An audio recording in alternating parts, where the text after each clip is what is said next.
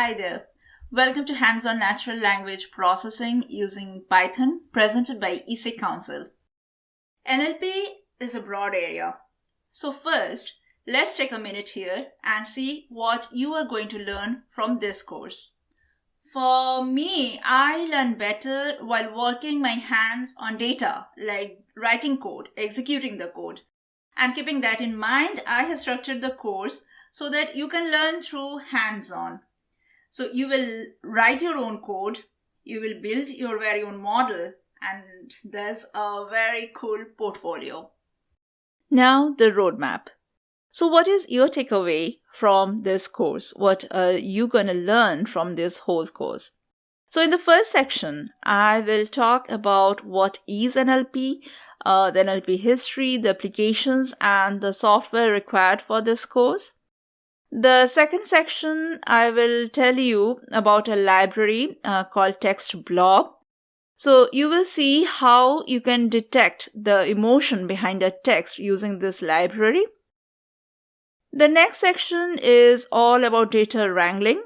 You will learn how you can load a dataset and then work on the test data to clean the data and make it ready so that it can be fed into a machine learning algorithm. The next section is all about visualization. So in this section, you will generate some frequency distribution plots, some cool word clouds, and a scattered text HTML plot. The next section is about machine learning models. So you will build a logistic regression model, you will check the accuracy, and then finally you will predict on some test input. You will also build a random forest model, and then we will compare both the models to find the best pick. In the last section, we will revisit the code.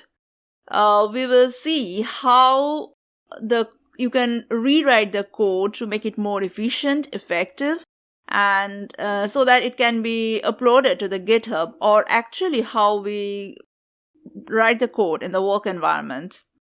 I will tell you the options of model deployment, and finally, I will tell you how a recurrent neural network or a LSTM model can do wonders in the world of NLP.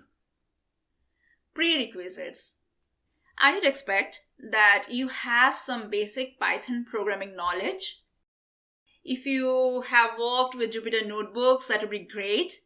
If you have some basic idea of machine learning models, how to feed data, how to run the algorithm, how to do predictions, that will be an added advantage. So, let's get started, and I will see you in the next video. What is NLP? Thank you.